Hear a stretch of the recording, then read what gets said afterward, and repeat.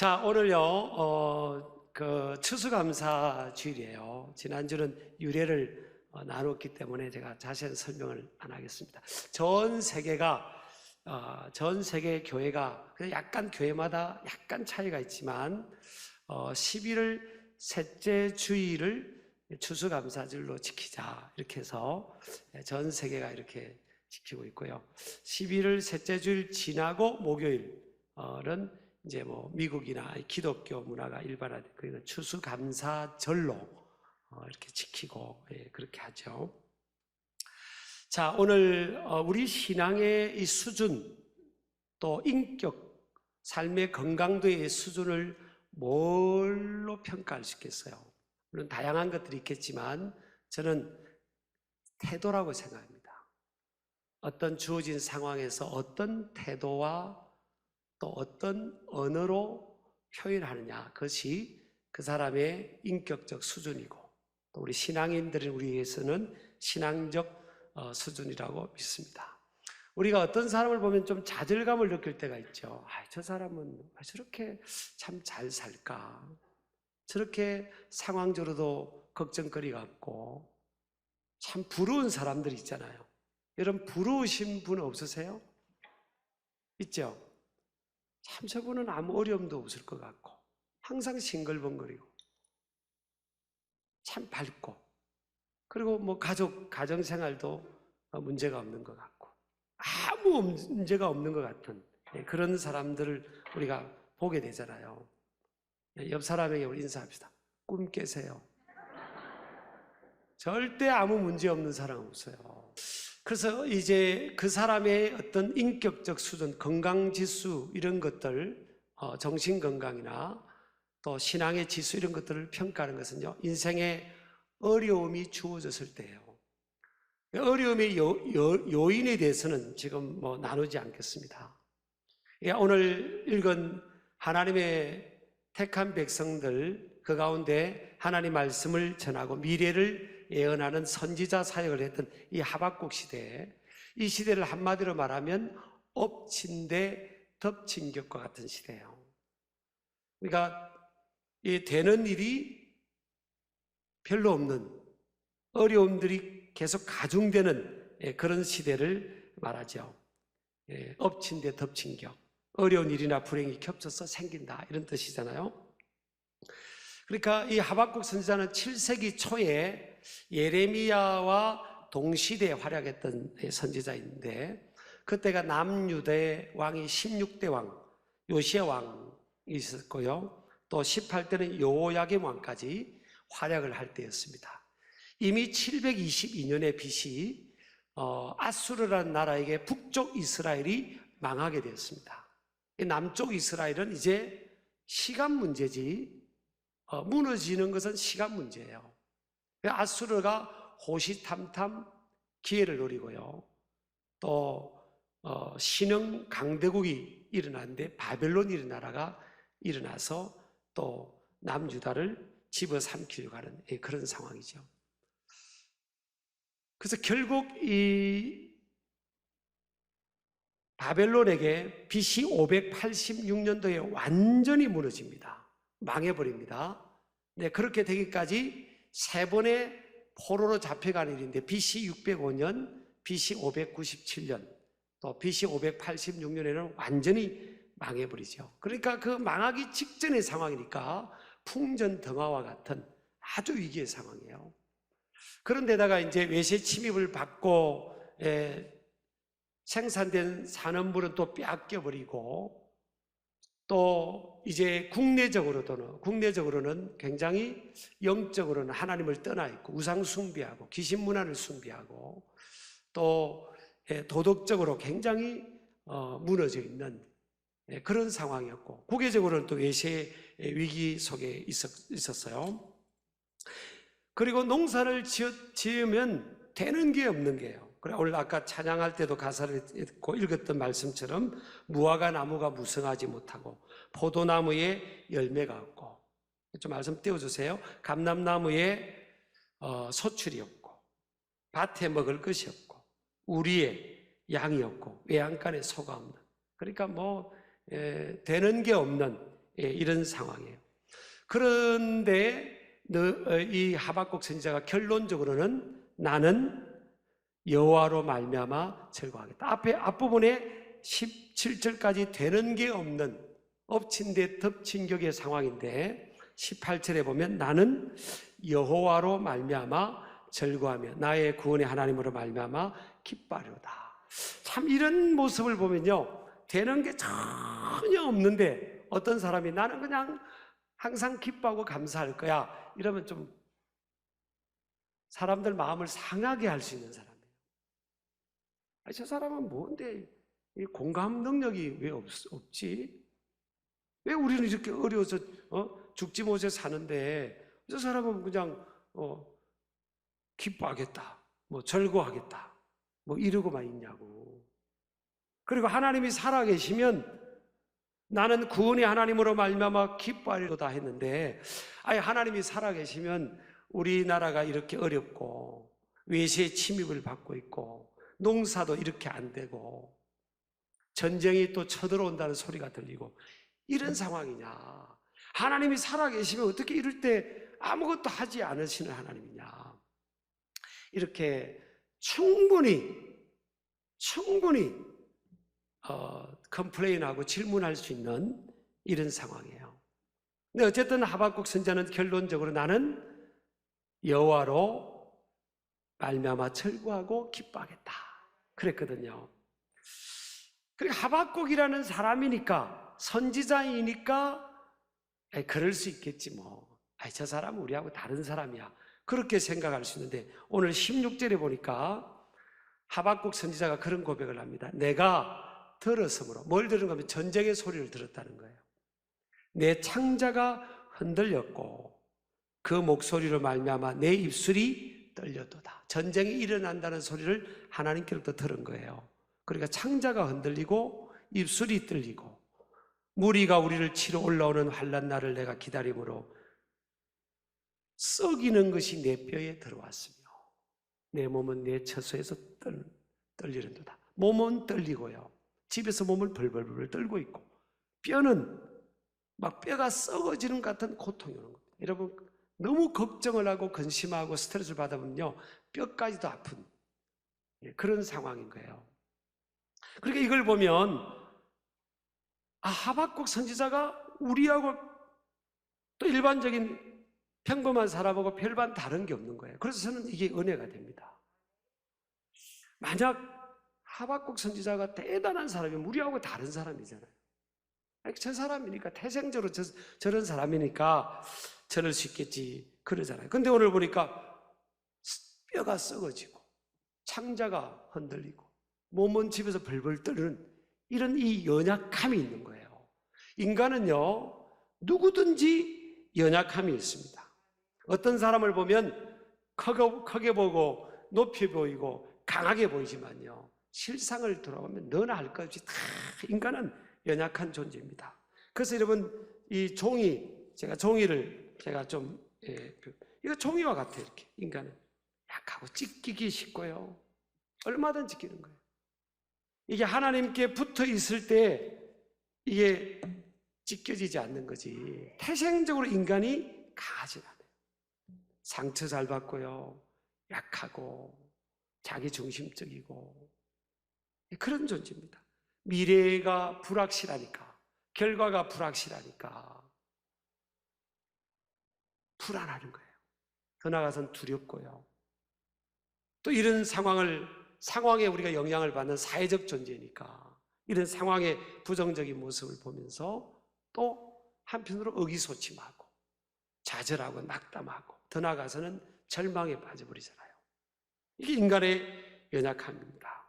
근데 하박국은 어떻게 이걸 극복했을까? 아까 벌벌 떨고 있었는데 앞부분에서는 벌벌 떨고 있었잖아요. 뼈가 썩어지는 것 같은 고통이 있었고 집에서는 처소에서 벌벌 떨었다고 했지 않습니까? 근데 왜 그걸 극복하고 기뻐할 수 있었고 그랬을까? 사실 그 짧은 텀에 환경이, 현실이 변화가 일어났다면 전쟁도 쳐들어오겠다는 사람들도 다 물러갔다든지, 근데 또 갑자기 농사나 산업이 잘 됐다든지 뭐 이런 환경이 변화가 됐다면 될 텐데 변하지 않는 환경이에요. 근데 왜? 사람이 바뀌었죠. 사람의 말이 바뀌고 표현이 바뀌고 바라보는 시선이 바뀐 거예요. 왜 그런 거예요, 지금? 저는 성경 읽다가 보면 이제 제가 이렇게 막 돈이라든지 뭐 포지션 이런 거에 좀 욕심이 없잖아요. 여러분 뭐 저하고 하루 이틀 산 게 아니니까, 그죠? 네. 그래도 있으면 좋아요. 근데 할 일이 많으니까. 근데 욕심이 좀 없는 것 같아요. 감사한 것 같아요. 섬기고 베푸는 걸 더 좋아하니까. 근데 하나님께 대한 욕심은 있는 거예요.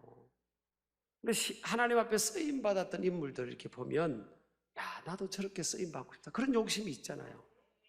근데 그 중에 우리가 요셉을 보면요. 요셉을 보면 참 대단하지 않습니까? 요셉. 17살에 10명의 형들에게 팔려가고, 그리고 마음 먹고 종살이하고 노예 생활하는데 또 오해를 받아서 감옥에 들어가고, 형들을 만나기까지요, 아버지를 만나기까지 25년이 걸려요. 25년이 걸리는데 13년은 종살이와 감옥살이를 하는 겁니다. 그리고 부모가 그리워도 가지를 못해요. 근데 요셉이 꿋꿋하게 다 이겨냈잖아요. 25년간을 잘 버텼죠. 저는요, 요셉이 굉장히 심력이 태어나면서부터 강한 사람인 줄 알았어요. 근데 창세기 제가 45장 2절을 읽으면서 그 생각이 바뀌었습니다. 창세기 45장 2절에 보면요, 요셉이 크게 울었다는 내용이에요. 띄워주세요. 준비되면요. 크게 울었다는 내용이 나옵니다. 요셉이 큰 소리로 우니 애굽 사람에게 들리며 바로의 궁중에 들리더라. 너무 크게 울어가지고 저쪽에 있는 궁정에 있는 사람들에게도 다 울음소리가 들렸다는 거예요. 형들을 만나자마자 이 주체할 수가 없어서 큰 소리로 우는 겁니다. 여러분, 우리가 우는 게 나쁜 게 아닌 거예요. 그러니까 요셉이 25년 동안 계속 울고 있었던 거예요. 울고 있었는데 이 울음을 누르고 있었던 거죠. 누르고 있었다고요. 근데 그게 한 방에 터져나온 겁니다. 그래서 제가 창세기 45장 2절을 읽고, 요셉이 나하고 우리하고 다른 사람이 아니었구나. 굉장히 강하고 태생적으로 강한 사람인 줄 알았더니 요셉이 속에 울음이 있었구나. 위로가 되고 은혜가 되더라고요. 똑같은 사람인데 다른 차원으로 살아가니까 도전도 되고 은혜도 되는 거예요. 그래서 우리가 여러분, 신앙이라는 게 뭘까? 위대한 신앙이라는 게 뭘까? 저는 오늘 성경에 보니까 하박국 선지자가 직면을 합니다. 현실을 지금 직면하고 있어요. 현실을 피하려고 하지 않아요. 무화과 나무가 무성하지 못하고 포도나무에 열매가 없고 감람나무에 소출이 없고 밭에 먹을 것이 없고 우리의 양이 없으며 외양간에 소가 없을지라도 직면하고 있습니다. 여러분요, 성경에 보면 우리 예수님께서 너희는 세상의 빛이라 소금이라 그랬잖아요. 너희는 세상을 등지고 살아라. 세상이 정말 썩어졌고 부정적인 면이 만연되어 있으니까 너희들은 세상 보지 말고 등지고 살아라. 그렇게 말씀하지 않았어요. 세상의 빛, 세상의 소금이에요. 가족들이 가문이 성숙하지 못한다고 해서 네가 피하지 마라. 가정의 한복판에서 빛과 소금의 역할을 감당해라. 네가 다니는 직장이나 커뮤니티가 부족하다고 해서 딴 데 떠나려고 하지 마라. 그곳에서 세상의 빛과 소금의 역할을 감당하라. 문제를 직시하고 직면하고 피하거나 왜곡하지 말고 직면하고 그것을 돌파해 가라는 겁니다. 여러분, 신앙은요, 현실을 돌파해 가는 겁니다. 저희 교회 모토도 길을 만드는 사람들이 있잖아요. 사실 길을 만드시는 분은 하나님이세요. 사막의 강을 만들고 광야의 길을 만드는 분은요, 하나님이십니다. 근데 하나님을 믿고 의지하는 사람들, 또 성숙한 사람들은 뭐예요? 항상 현실의 절망적 상황처럼 보일지라도 그곳에 길이 있다는 거예요. 아브라함이 보면 열국의 아비의 비전을 받고 하나님의 부름을 받고 나서 뭘 붙들고 나갑니까?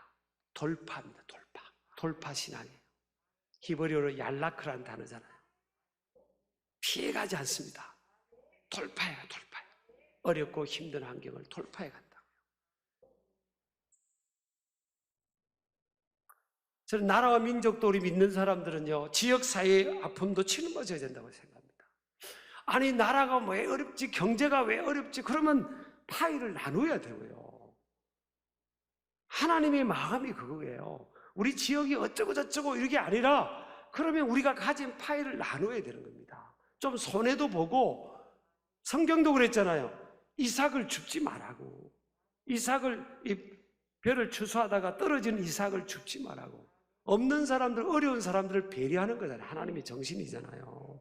항상 우리가 나라, 민족, 지역이나 우리 주변의 아픔을 나하고 별개로 생각하지 말라는 거예요. 하박국 선지자는 뭐예요? 그걸 직면하고 그것을 자기 가슴으로 받아들였다는 거예요. 또 하나는요, 자신의 연약함과 한계를 이해하고 인정함으로 정직하게 상황에 직면하는 태도가 필요합니다. 참 인간이 우리가 연약하거든요. 지금 하박국 선지자도 벌벌벌 떨고 있잖아요. 저를 포함해서 우리 모두가 연약한 존재. 그래서 우리가 하나님을 의지하는 거죠. 그래서 겸손할 수밖에 없는 거죠. 무슨 일이 잘 됐을 때 이게 내 힘만으로 잘 된 게 아니라는 걸 알기 때문에 우리는 겸손할 수밖에 없는 거예요. 잘 돼도 겸손할 수밖에 없고요. 그래서 하나님을 의지하고 신뢰하게 되는 거죠. 그 다음에요, 이 하박국 선지자를 통해서 우리가 도전받는 것은 오늘 16절하고 17절하고 18절 사이에 보면, 18절에 보면 나는 여호와로 말미암아 절구하고 있어요. 그리고 17절의 마지막에 없을지라도, 이 사이에 히브리어 단어가 와안이라고 돼요. 와안이. 그럼에도 불구하고 나는, 이런 뜻이에요. 근데 우리 한글 개역성경 번역하면서 그럼에도 불구하고, 그래도 이 단어를 번역하지 않았어요. 미스테이크죠?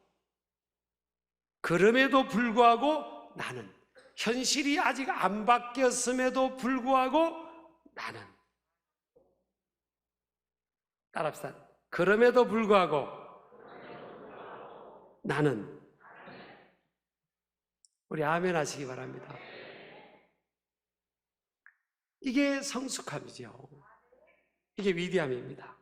현실이 좋아져서, 조건적으로 좋아졌으니까 나는 감사하고, 좋아졌으니까 행복하고, 이것은요 그냥 일반적이죠. 그러나 위대한 신앙, 위대한 성숙은요, 그럼에도 불구하고입니다. 그럼에도 전혀 환경은 안 바뀌었음에도 불구하고 나는 기뻐하고 감사하겠다. 위대하잖아요. 그럼 이게 어떻게 가능했냐? 나는 여호와로 말미암아. 여기에 답이 있습니다. 여호와로 말미암아. 이것은 히브리어로 바 예호와라는 표현인데요. 여호와 안에서 나는 하나님과 신앙의 교제, 믿음의 교제를 하면서 이 환경을 뛰어넘는 힘과 능력과 심력과 관점과 용기를 갖게 됐다는 거예요. 여기서 절구한다는 표현이요, one time, two time이 아니에요. 미완료형으로 되어 있기 때문에 계속 하다는 거예요. 계속 기쁘다, 계속 즐겁고 계속 감사하고 계속 기쁘다는 거예요. 참 기적이지 않습니까? 세상적인 상황에서의 기쁨, 조건적인 기쁨이나 상황은요, 이게 얼마 가지를 못하잖아요. 그러니까 하나님 안에, 기쁨의 근원 되시는 하나님 안에 있으면 절대 절망을 뛰어넘는 희망을 노래할 수 있고, 그게 기적이죠. 그래서 어떤 사람 보면 참 존경스러운 분이 있잖아요. 저분은 매일 인상 찡그리고 다녀야 되고 울고 다녀야 되는데 항상 밝게 다니고 항상 감사하는 거예요. 어디서 그런 능력이 오지? 오늘 보니까 여호와 안에서요. 따라합시다. 여호와 안에서. 하나님과의 만남을 통해서 현실을 뛰어넘는 능력이 주어지는 거예요. 그리고 이 기쁨과 평안은 one time, two time 아니에요. 한 번, 두 번이 아니에요. 끊임없이 샘솟는 샘물처럼요. 그렇게 주어지는 거예요. 믿으시기 바랍니다. 여러분, 이 은혜가 임하기를 주의 이름으로 축복합니다. 물론 오늘 하박국 선지자가 뭐라고 합니까? 나의 발을 주 여호와는 나의 힘이시라. 나의 발을 사슴과 같게 할 것이다. 사슴은요, 발이 뒷다리가 힘이 있어요. 그래서 위로 올라가는 것처럼 언젠가는 하나님께서 나와 우리나라 민족을 높여주실 것이다. 그런 믿음을 갖고 있어요. 그러나 현실이 지금이 그렇지 않을지라도 나는 그럼에도 불구하고 나는 여호와로 말미암아 여호와 안에서 즐거워하고 끊임없이 기뻐하리라. 우리 아멘 하시기 바랍니다. 자, 우리 결혼하는 청년들에게 그럽니다. 사람을 잘 봐야 된다. 사람 잘못 만나면 인생 꼬이는 거야. 근데 살아보고 결혼할 수 없으니까 그러면 그 사람을 어떻게 알 수 있는지 아니? 가르쳐 달라고 그러더라고. 그래, 내가 가르쳐줄게. 그 사람을 말을 들어봐야 돼. 말이 비뚤어진 사람은 그 사람이 비뚤어진 거야. 그럼 비뚤어진 사람하고 결혼하면 인생이 비뚤어지는 거야. 근데 좀 외모는 평이하게 편안하게 생겼어도 말이 바르면 그 사람은 바른 사람이다. 그 사람 만나면 바르게 되는 거야. 말이 희망을 말하면, 긍정적인 말하면 그 사람의 미래는 긍정적이 되는 거야.